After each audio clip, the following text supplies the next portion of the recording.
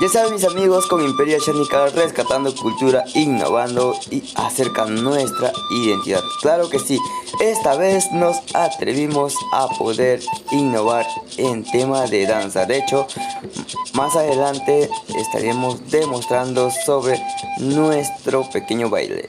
Hola mis amigos, Mechánica Piajana nuevamente pues aquí para poder bailar un poquito de las músicas que vienen innovando, de hecho claro que sí, ¿no?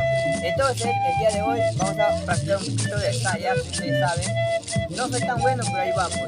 Y tenemos un invitado muy especial, el día de hoy nos acompaña nuestro amigo Chompi, mis amigos. Bienvenido mi amigo Chompi, ¿cómo estás? Saludos a la gentita, saludos a la gentita. Hola chica, ¿qué tal? Buenas tardes. Listo, vamos a empezar entonces los primeros pasos de la saya.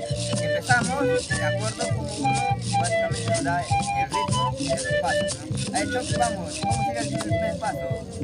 Ahí.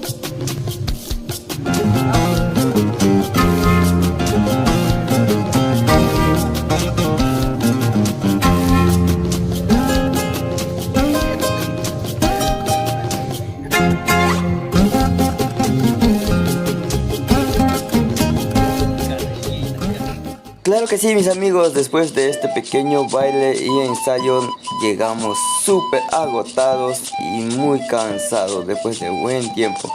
Aquí demostramos cultura, obviamente nuestra identidad sobre este polo que vengo usando y parte de toda esta rutina que venimos realizando junto con mi amigo Chompi, que está obviamente de visita, y actualmente recuerden visitarle en sus redes sociales, está con Sampakiti.